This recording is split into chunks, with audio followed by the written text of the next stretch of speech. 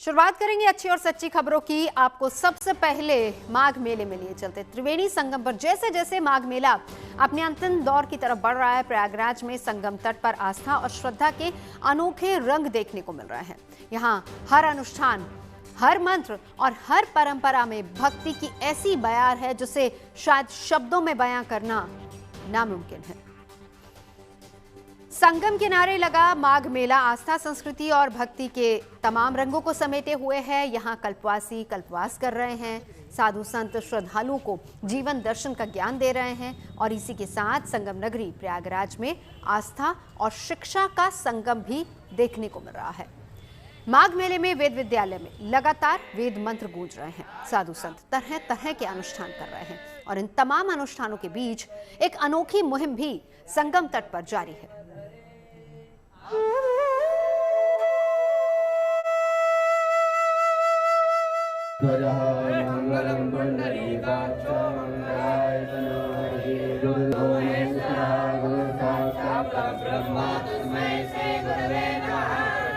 प्रयागराज का माघ मेला, जहां हर कदम पर आस्था का सैलाब उमड़ता है।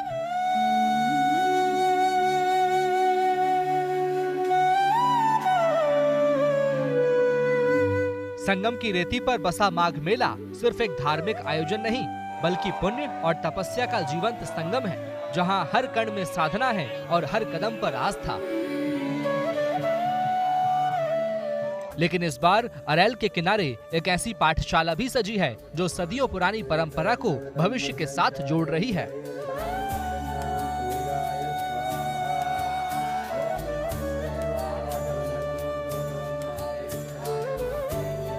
यह है अरेल घाट पर मौजूद वेद विद्यालय की अस्थायी शाखा, जहां खुले आसमान और गंगा की पावन हवाओं के बीच वेदों की गूंज है।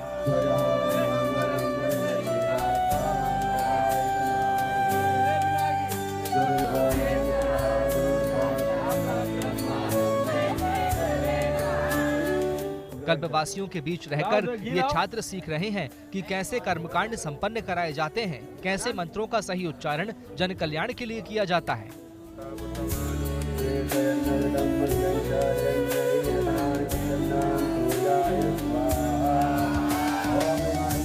माघ मेले में इस तरह का एकमात्र स्कूल है जिसमें पढ़ने वाले छात्रों को सनातन संस्कृति को काफी करीब से जानने का मौका मिल रहा है।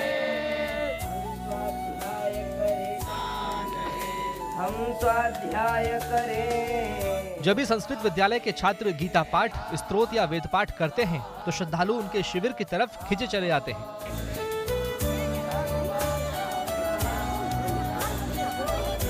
प्रयागराज की पावन रेती पर जहां मंत्रों की गूंज है, वहीं भारतीय सेना की आस्था का एक अद्भुत संगम भी दिखाई दे रहा है।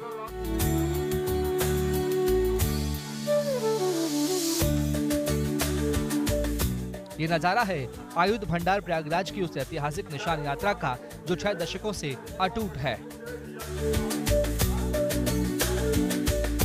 ये बहुत सालों से चली आ रही एक ट्रेडिशन का पार्ट है, जिसके तहत एक यात्रा निकलती है माघ के समय में ओडी फोर्ट से लेके गंगा नदी पे, और गंगा जी पे आके गंगा जी की पूजा की जाती है।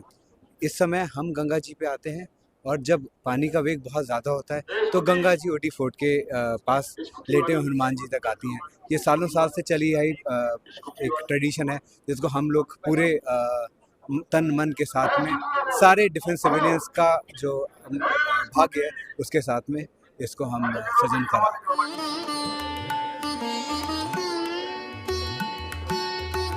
ये केवल एक धार्मिक अनुष्ठान नहीं, बल्कि राष्ट्र रक्षकों का मां गंगा के प्रति समर्पण है।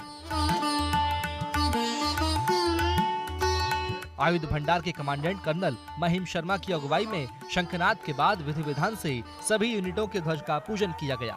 इस भव्य परंपरा की जड़ें 1960 के दशक से जुड़ी हैं। तब आयुध भंडार के सैन्य और असैनिक कर्मचारियों ने एक मन्नत मानी थी, इस यूनिट के अस्तित्व और सुरक्षा की मन्नत।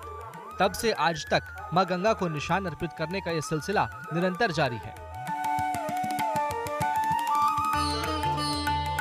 इसमें हर सब डिपो के 9 प्लस 3 हर एडमिनिस्ट्रेटिव ब्रांच के टोटल 13 झंडे आते हैं, जिसको कि माँ गंगा के साथ में के जल का साथ पूजा की जाती है और अंत में इसी पूजा के क्रम में आगे जाके आज से 6 दिन बाद अक्षय वट पे भी एक पूजा होगी, जिसमें कि वहाँ पर निशान बदला जाएगा और अक्षय वट महाराज की भी पूजा अर्चना की जाएगी। सबका भला हो, सबका अच्छा हो और ऊपर वाले की कृपा से हमें जो देश की रक्षा करने की एक बहुत बड़ी चुनौतीपूर्ण कार्य दिया गया है, ऊपर वाला हमें उसके लिए सजग सदृढ़ बना के रखे।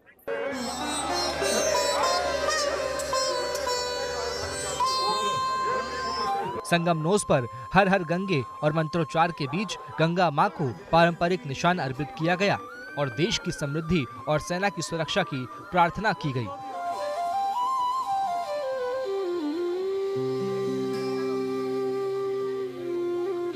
माघ मेले के इस पावन धरा पर जहां लाखों श्रद्धालु संगम में पुण्य की डुबकी लगा रहे हैं, वहीं प्रयागराज की इस रेती पर रक्त क्रांति की एक अनोखी मुहिम भी जारी है, जिसको अंजाम तक पहुंचाने में डॉक्टर राजीव मिश्रा दिन और रात कोशिश कर रहे हैं, लोगों को जागरूक कर रहे हैं और माघ मेले में एक अनोखा पुण्य कमा रहे हैं।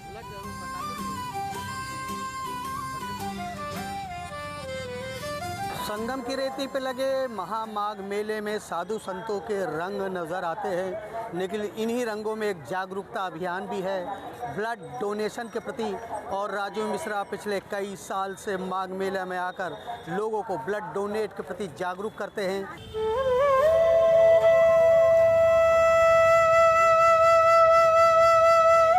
खुद 113 बार रक्तदान कर सेवा का शतक पूरा कर चुके हैं।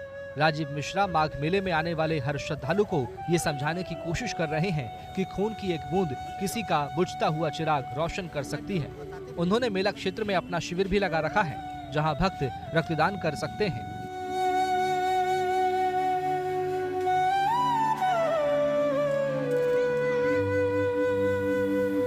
माघ मेला है, ये इसमें कई स्नान होते हैं और पूरे भारतवर्ष के लोग इसमें आते हैं। तो मैं माघ मेला में, मेरा एक कैंप है यहाँ गंगा पंडाल के बगल में, तो मैं माघ मेला में इस बात को समझा रहा हूँ कि यहाँ रक्तदान का कैंप लगेगा, यहाँ पर आप लोग आकर रक्तदान करें, क्योंकि खून नई जिंदगी देता है और खून की आवश्यकता जब महसूस होती है जबकि उनके घर का कोई भी परिजन हॉस्पिटल में रहता है और खून की आवश्यकता पड़ती है, तो पता चलता है कि खून कितना ज़रूरी है ज़िंदगी के लिए। और रक्तदान करना भी एक महान कार्य है। और चूँकि यहाँ पर पूरे देश के लोग आते हैं, देश विदेश से लोग आते हैं, तो मैं इस आस्था के केंद्र को इसलिए चुना कि लोग यहाँ हमारी जागरूकता से प्रेरित होंगे और रक्तदान करेंगे।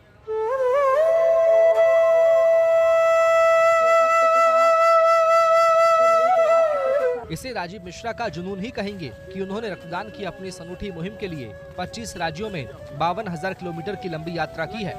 काशी से कन्याकुमारी और कश्मीर तक रक्तदान करने के लिए लोगों को जागरूक कर चुके हैं।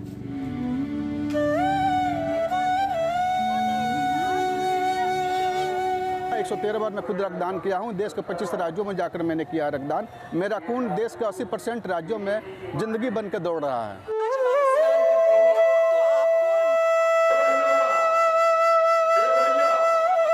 प्रयागराज में संगम की रेती पर सजा आस्था का ये मेला सिर्फ एक धार्मिक आयोजन नहीं, बल्कि परंपरा और आधुनिक सोच का अनोखा संगम है, जहां वेद विद्यालय के बटुक प्राचीन ऋचाओं से भविष्य के संस्कार गढ़ रहे हैं, तो आस्था के बीच जीवन दान के महाअभियान की मुहिम भी जारी है।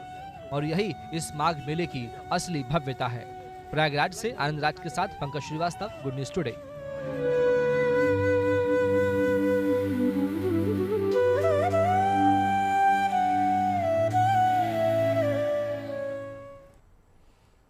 और माघ मेले के बाद अब बात करते हैं विकास की नई राह की। 4 धाम ऑल वेदर रोड परियोजना की महत्वपूर्ण टनल सिलक्यारा पोलगांव सुरंग की, जिसका काम लगभग पूरा होने वाला है। उम्मीद ये की जा रही है कि इस साल के अंत तक टनल आम लोगों के लिए पूरी तरह से खोल दी जाएगी।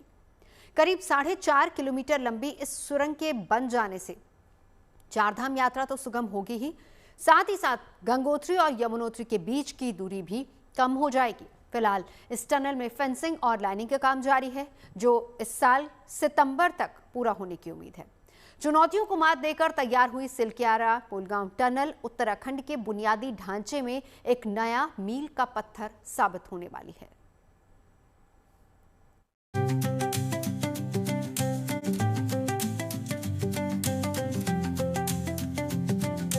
सदियों से अडिग अजय और अनंत देवभूमि के पहाड़ सैकड़ों लोगों की आस्था का केंद्र है।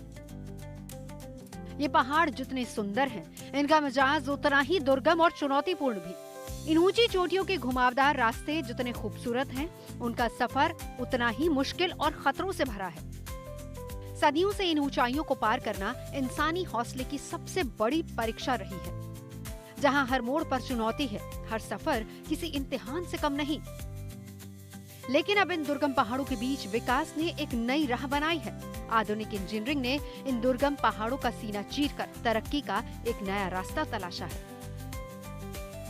चट्टानों को चीरती हुई सिलक्यारा पोलगांव सुरंग अब लगभग तैयार हो चुकी है। इस वक्त मैं मौजूद हूँ सिलक्यारा टनल के पास। ये वही टनल है जिस टनल में विगत 12 नवंबर सन 2023 को 41 मजदूर फंस गए थे, जिन्हें कड़ी मशक्कत के बाद 17 दिनों के बाद सकुशल बाहर निकाला जा सका। और इस टनल का जो काम है वो लगातार जारी है। 4.5 किलोमीटर लंबी ये सुरंग पोलगांव से सिलक्यारा की ओर खुलेगी।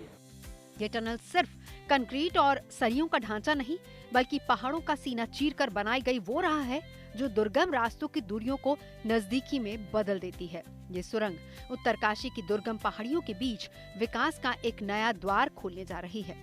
ये टनल उत्तरकाशी के लोगों के लिए तो सौगात है ही, साथ ही चारधाम यात्रा पर जाने वाले तीर्थ यात्रियों के लिए भी एक बड़ा उपहार है। इस सुरंग की अहमियत को जरा आंकड़ों के जरिए समझिए। इस टनल के चालू होने से गंगोत्री और यमुनोत्री धाम के बीच की दूरी 26 किलोमीटर कम हो जाएगी, जो सफर वर्तमान में राड़ी टॉप के खतरनाक रास्तों से होकर लगभग 1.5 घंटा लेता है, वो इस सुरंग के जरिए अब महज 15 मिनट में सिमट जाएगा। इस सुरंग का जो आप ये मोह देख रहे हैं, ये मात्र एक सड़क वाला पार्ट है और इसके बगल ही एक दूसरा पार्ट है जिससे जो है आवाजाही होगी, यानी कि कुल मिलाकर के इनकमिंग और आउटगोइंग, यानी कि एक तरफ से वाहन जाएंगे तो दूसरी तरफ से वाहन आएंगे। इस तरीके की व्यवस्था यहाँ सुरंग पे की गई है। आप ये देख सकते हैं इसकी वॉल, ये बीच में जो है पूरी 2 सड़कों के बीच में एक वॉल है। ये कैमरामैन एक बार थोड़ा सा इस तरफ दिखाएं कि ये वाली जो वॉल है, इसके बगल में भी जो है सुरंग का आधा पार्ट, यानी कि एक सड़क उस तरफ से भी जाएगी और एक सड़क ये जहां पर हम खड़े हैं, ये पूरी तरह से इसमें जो है कंक्रीटिंग हो चुकी है, पेस्टिंग हो चुकी है। कुल मिलाकर के इसको प्रोटेक्ट किया जा चुका है। अब फेंसिंग का वर्क और साथ में जो लाइनिंग का वर्क है, डिवाटरिंग है, ये तमाम सड़क का निर्माण, इन तमाम कार्यों को अंजाम दिया जा रहा है। जिलाधिकारी प्रशांत आर्य के मुताबिक अगर सब कुछ सही रहा, अगर सही तरीके से काम हुआ तो सितंबर 2026 में ये सुरंग आवाजाही के लायक हो सकेगी। 1384 करोड़ रुपए की लागत से तैयार हुई इस टनल में फिलहाल फेंसिंग और लाइनिंग का काम अपने अंतिम चरण में है और उम्मीद यही की जा रही है कि इस साल के अंत तक ये टनल पूरी तरह से आवाजाही के लिए तैयार हो जाएगी, जो उत्तराखंड के बुनियादी ढांचे में एक नया मील का पत्थर साबित होगी। सिलक्यारा में काम अच्छा चल रहा है, ऐसी कोई दिक्कत नहीं है। हाँ, ये था कि कल हम उसमें मेरे उनसे बात करने के बाद ही, हम लोग एजेंसी से बात करने के बाद ही उस रास्ते आए। अंदर थोड़ा पानी है और जो वो अभी क्योंकि रास्ता अभी पूरा हुआ नहीं है, नीचे रोड का काम, तो जहाँ पे कीचड़ है, पानी ज़्यादा है, उस वजह से कल बर्फ़ भी पड़ी तो उसका पानी भी रास्ते में आगे से मैं देख रहा था, आ रहा था। तो अभी ट्रैफिक के लिए तो नहीं है, परंतु जो वहाँ बड़ी गाड़ियाँ, मशीन जो काम कर रही हैं, जिसमें आपका वॉल का स्ट्रेंथनिंग का काम मेन है, तो वो काम वहाँ गतिमान है। तो उनका ये कहना है कि सितंबर 26 तक जो सिविल वर्क हैं वो सारे पूरे हो जाएंगे। फिर उसके बाद जो इलेक्ट्रिक और कुछ हाइड्रो रिलेटेड वर्क हैं उनको पूरा करेंगे वो। तो इस साल के एंड तक उम्मीद है कि ये जो हमारा सिलक्यारा टनल है वो सुचारू हो जाए। इस टनल के खुलने से सिर्फ समय की बचत ही नहीं होगी, बल्कि करोड़ों के ईंधन और संसाधनों की बड़ी बचत भी मुमकिन हो सकेगी। बर्फबारी के दौरान ये मार्ग कई दिनों तक बंद हो जाता है, लेकिन सुरंग के संचालन से काफी हद तक इस परेशानी से भी आम लोगों को छुटकारा मिलने की उम्मीद है। पर्यटन से लेकर आपातकालीन सेवाओं तक ये सुरंग हर लिहाज से उत्तरकाशी और बड़कोट समेत पूरे उत्तराखंड की लाइफलाइन बनने जा रही है। इस सुरंग का फायदा ये है कि जो राड़ी वाला जो एरिया है राड़ी वाले एरिया में बर्फबारी की वजह से जो है कई दिनों तक मार्ग बंद रहता है। ऐसे में ये सुरंग आवाजाही के लिए मुफीद साबित होगी। साथ ही 21 किलोमीटर का कम सफर तय करना पड़ेगा, जो यात्रा काल में यात्रियों के लिए काफी लाभदायक सिद्ध होने वाला है। ये सिर्फ एक सुरंग नहीं है, बल्कि दुर्गम पहाड़ों के बीच बेहतर कनेक्टिविटी और सुरक्षित यात्रा की मजबूत बुनियाद है। पहाड़ों की चुनौती पर इंसान की ये जीत विकास की नई इबारत जैसी है। सिलकियारा की ये टनल अब तैयार है चारधाम यात्रा को सुगम बनाने और उत्तराखंड की रफ्तार को नई ऊंचाई देने के लिए। उत्तरकाशी से ओमकार बहुगुणा के साथ bureau report, good news today. Bhajan clubbing की कर लेते हैं, जो बदलते जमाने में भजन का एक नया अंदाज बन चुका है। जेनजी और युवा पीढ़ी के लिए भजन क्लबिंग स्वैग के साथ भक्ति का नया अध्याय लिख रहा है और इस आधुनिक जमाने में भजन क्लबिंग युवा पीढ़ी के लिए नया आध्यात्मिक मार्ग बन रहा है, जिस पर चलकर वो आस्था, संस्कृति और आध्यात्म से जुड़ने का प्रयास कर रहे हैं। जेनरेशन जी यानी कि जेन जी वो युवा पीढ़ी है जो डिजिटल युग से जुड़ी हुई है, इंटरनेट, स्मार्टफोन और सोशल मीडिया के साथ जुड़ी हुई है। लेकिन अब इसी पीढ़ी के ये नौजवान अपनी जिंदगी में तनाव कम करने के लिए भजन क्लबिंग को एक माध्यम बना रहे हैं और ऐसी क्लबिंग की वजह से उनका सामाजिक दायरा भी बढ़ता जा रहा है। ऐसे में आप भी भजन का जेनजी अवतार देखिए।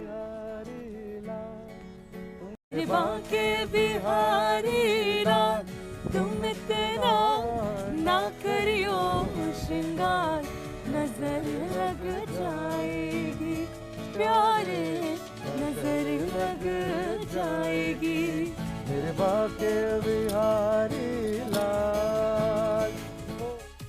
जमाने बदलते हैं, दौर बदलता है, आलम भी बदल जाता है और कई बार बदलाव हैरान करने वाला होता है। कभी क्लब, डिस्को, पब और पार्टियों की तरफ भागने वाले युवा अब भजन क्लबिंग को अपना रहे हैं। कम उम्र में वो धीरे धीरे आध्यात्म की ओर बढ़ रहे हैं और इसके लिए भजन क्लबिंग के लिए समय निकाल रहे हैं। हरे कृष्णा कृष्णा कृष्णा हरे हरे, हरे रामा रामा रामा हरे हरे।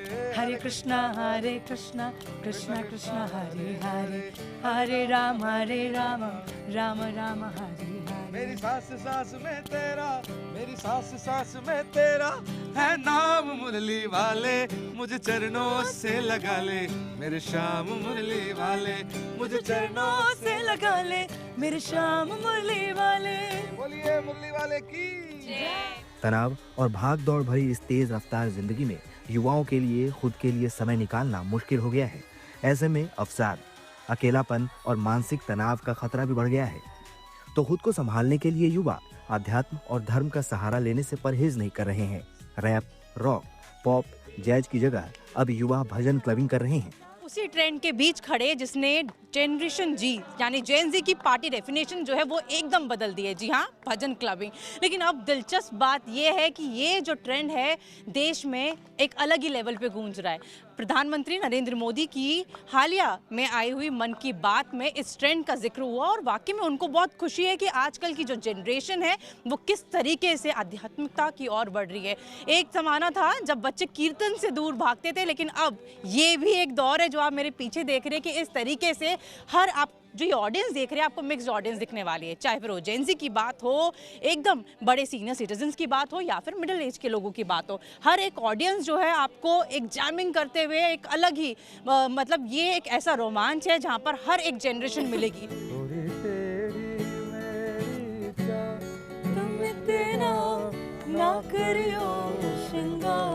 नजर लग जाएगी, नजर लग जाएगी। माधवराव नाम के बैंड से जुड़े इन कलाकारों के सुर और ताल पर झूम रही इस मंडली में हर उम्र के युवा शामिल हैं, जो भजनों के जरिए ईश्वर की स्तुति और भक्ति में लीन हैं।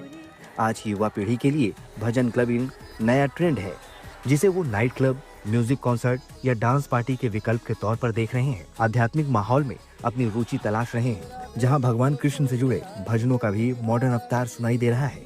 भजनों के इस नए रूप की तरफ युवाओं का रुझान तेजी से बढ़ रहा है।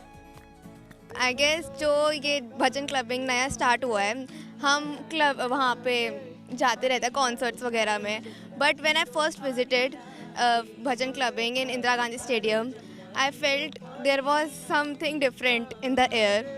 And हमें लगा था हम थक जाएंगे etc. But we had a lot of fun. So this new kind of trend which is going on, I think so this should go. अच्छा लगता है बहुत अच्छा लगता है. Hare Krishna, Krishna Krishna, Hare Hare, Hare Rama, Rama Rama, Hare Hare, Hare Krishna, Hare Krishna. भजन clubbing के बढ़ते trend की वजह से युवा पीढ़ी और घर के बड़े बुजुर्गों के बीच की दूरी भी कम हो रही है। उनके माता पिता भी उत्साहित हैं कि उनके बच्चे सनातन धर्म से जुड़ रहे हैं। साथ ही किसी भी तरह के नशे से दूरी बनाकर सकारात्मक तरीके से सही मायने में जिंदगी का आनंद ले रहे हैं। शुरू में भजन सुनते थे और जाते भी थे सत्संग में। मुझे बहुत मज़ा आ रहा है कि अब ऐसे लग रहा है कि अब हमारे साथ बच्चे भी आते हैं और हम भी बच्चों के साथ कहीं पे भी जा सकते हैं। पहले हम सोचते थे कि हम क्लबिंग में मतलब बच्चों के साथ जाने में हमें थोड़ा सा वो लगता था, बट अब जैसे ये भजन क्लबिंग शुरू हो गया तो बहुत अच्छा लग रहा है। Now that bhajan clubbing has become such a thing, अगर श्री नरेंद्र मोदी जी उसको वैलिडेट कर रहे हैं तो वो सच में कोई चीज़ है and people should really get on the wagon और चलिए भजन क्लबिंग करते हैं साथ में। युवा और नई पीढ़ी को अपनी सांस्कृतिक विरासत से जोड़ रहे कलाकारों को भी इस बात की खुशी है कि उनकी वजह से युवा पीढ़ी को शांतिपूर्ण और आध्यात्मिक अनुभव मिल रहा है। ये जैमिंग जो ट्रेंड बन गया, एक मूवमेंट एक्चुअली ये बनती जा रही है। कैसा लगता है कि हम ये तो आजकल की जो जनरेशन है उनका इन्वॉल्वमेंट अब दिख रहा है, लेकिन ये आप लोगों के लिए 20 साल पुराना एक जोश है। जैसे जेंजी की अगर बात की जाए तो माधवास की अगर आप जर्नी देखेंगे और माधवास के इनफैक्ट आप भजन भी सुनेंगे तो आप देखेंगे कि उसमें कोई एक जॉनरे से हम एक जॉनरे से अपने आप को कनेक्ट नहीं करते हैं। हम उसमें रॉक भी गाते हैं, रेगे भी गाते हैं, पॉप भी गाते हैं, क्लासिकल भी गाते हैं। और जो जेंजी है उनसे हम काफ़ी सालों से कनेक्ट करते आ रहे हैं। मुझे ऐसा लग रहा है जो सब लोग बोल रहे हैं कि जेंजी देखिए आजकल भजन में है, तो मुझे ऐसा लगता है कि हमारी वो फील काफ़ी टाइम से रही है। और मुझे ये भी लग रहा है कि जो ये है ना, जो ये सेक्ट है, जो जेंजी वाला क्राउड है वो काफ़ी इंटेलिजेंट है, क्योंकि शास्त्रार्थ में भी कहा गया है कि जो ये जान चाहता है कि जितना मर्जी भटक लो लेकिन असली आनंद जो है भगवान के नाम में ही है, तो वो ये जान गए हैं। तो जानकर मुझे बहुत खुशी होती है, इनको देखकर मुझे बहुत ही ज़्यादा मज़ा आ रहा है। मुझे लगता है ये जो सनातन की जर्नी शुरू हुई है, जिसमें हमारे माननीय प्रधानमंत्री भी बोल चुके हैं कि किस तरह से लोग इसमें आनंद उठा रहे हैं, खासकर जेंजी यानी यूथ। तो ये एक लहर है और ये लहर ऐसी शुरू हुई है कि जिसका नंदरानी ने जैसा बोला कि इस आनंद में जब कोई डूबता है तो बाहर निकलने का नाम नहीं लेता। तो तैयार हो जाइए इस लहर के लिए, ये लहर बहुत आगे तक जाने वाली है।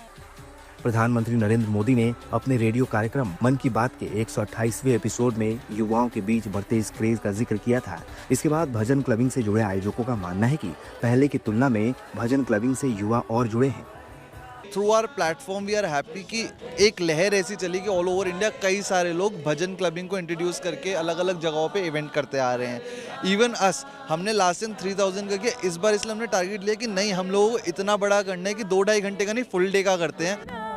ना करियो श्रृंगार, नजर लग जाएगी। साफ है कि आज के जमाने में भजन क्लबिंग युवाओं के लिए एक नया आध्यात्मिक और सांस्कृतिक ट्रेंड है जो तेजी से जेंजी के बीच मशहूर हो रहा है, जिसके जरिए वो भी मनोरंजन के अलावा मानसिक और आध्यात्मिक फायदे की तलाश कर रहे हैं। दिल्ली से मनीषा लड्डा के साथ bureau report, good news today. खबरें सच्ची होनी चाहिए, अच्छी खुद ब खुद लगती हैं। Navjot Randhawa signing off. आप सुनते रहिए गुड न्यूज, देखते रहिए गुड न्यूज टुडे।